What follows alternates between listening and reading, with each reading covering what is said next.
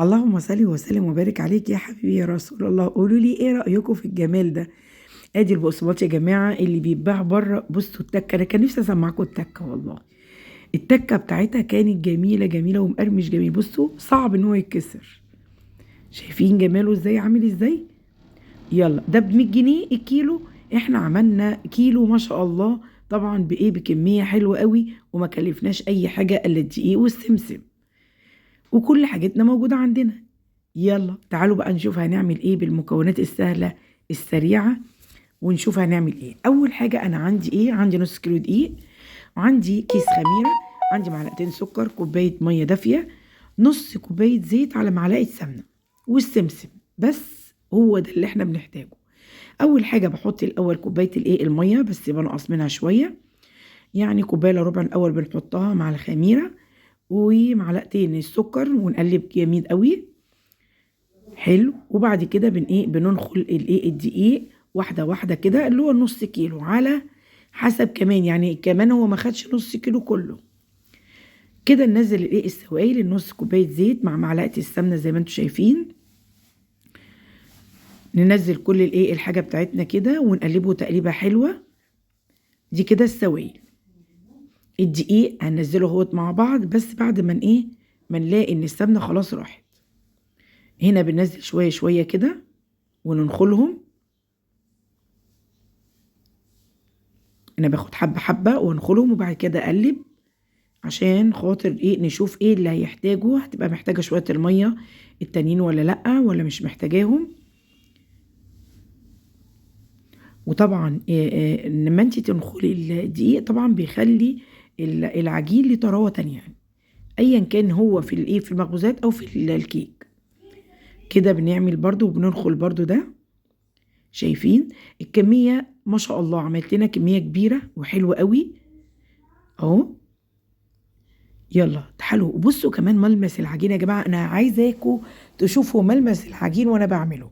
يعني الملمس بتاعه طري وجميل، وبتبقى هشه جدا وجميله. وطبعا هما بيستغلوا الظروف، بيبيعوا الحاجه غاليه جدا بره ب 100 جنيه الكيلو. يعني سعر الكيلو ب 100 جنيه. احنا لو حسبنا الدقيق ب 20، سمسم هيحتاج سمسم قد ايه؟ هنقول ب 20.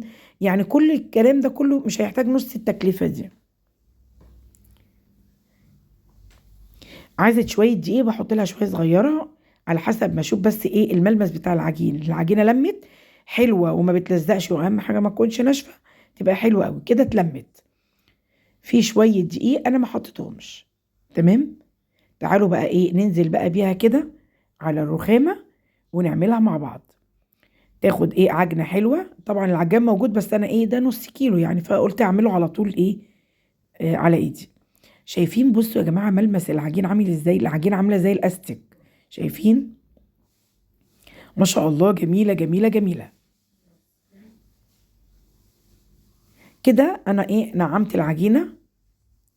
وبعد كده بنسيبها في طبق تستريح شوية. نحط السمسم بقى زي ما انتوا شايفين. حط معاه معلقتين من السكر على السمسم، وبعد كده بحط معلقتين من الزيت. بس كده بس كده اهو، معلقتين من الزيت عليه ونقلب. طبعا دوت هيبقى عامل زي زي الرملة المبلولة. هو ده اللي احنا عايزينه. نقلب كده السمسم كده مع بعضه بالزيت والسكر، ونركنهم على جنب عشان احنا هنمسك العجين دلوقتي نقطعه. اهي هاخد بقى حته حته كده من العجين. بصوا ما شاء الله العجينه جميله وناعمه ازاي يا جماعه. نقطع حته حته ونبرمها. يعني ايه الجمال ده؟ شايفين؟ شايفين الروعه؟ حاجه بقى فاخر من الاخر زي ما بيقولوا. يلا هناخد بقى واحده واحده كده نبرمها ونقطع ونحط في قلب السمسم. يا سلام! شايفين السهوله بتاعتها؟ اهو نفس الحكايه. هنمسك واحده واحده نبرمها ونحط في السمسم، ونعمل حرف الاس. احنا اللي هنعمله سهل التشكيل، عادي ان انت تعملي اي حرف انت عايزه تعمليه. ادي يعني التكلفه بتاعتها عامله ازاي.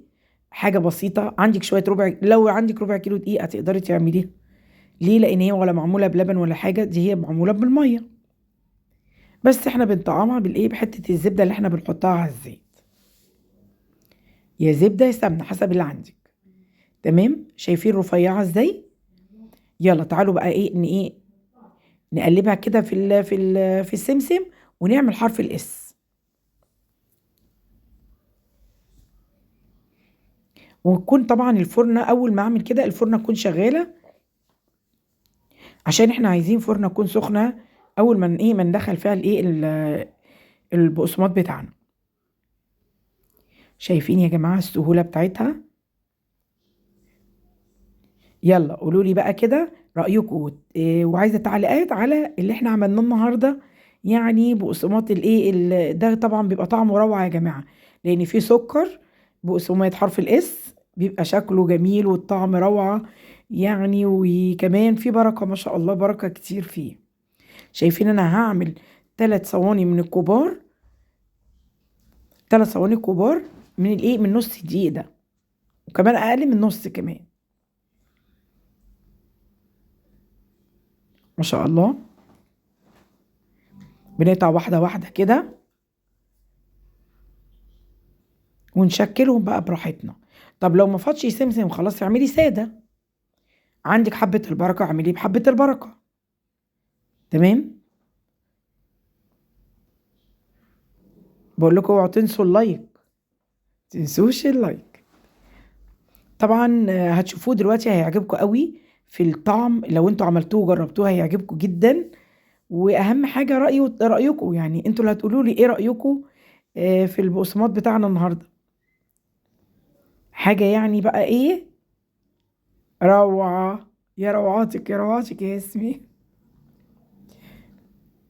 هخلص بقى كل الكميه اللي انتوا شايفينها دي، وبعد كده افرجكم عليه بعد ما نخلص كده. خلصنا الكميه كلها ودخلت واحده الفرن زي ما انتوا شايفين اهي، دي خرجت من الفرن. بصوا الجمال، ايه الجمال ده؟ شايفين لونها عامل ازاي؟ انا بقى عايزه بقى رايكم وتعليقاتكم، وما تنسوش اللايك اهم حاجه. لغايه هنا اللي ما دخلتش واشتركت عندي يا ريت تخشي وتشتركي وتفعلي زر الجرس عشان يوصلك كل جديد. واقول لكم كمان اتفضلوا معايا مع احلى قطمه بقسماط. بصوا بصوا بصوا، بيتكسر بصعوبه يا جماعه، بصعوبه اهو. انا ماسكه الكاميرا يعني كنت عايزه اوريكم التكه بتاعتها. وكده انا خلصت الفيديو النهارده، واقول لكم بقى السلام عليكم ورحمه الله وبركاته مع احلى متابعين في الدنيا. وما تنسيش اللايك يا حبيبه قلبي، واشتركي عندي في القناه. باي باي.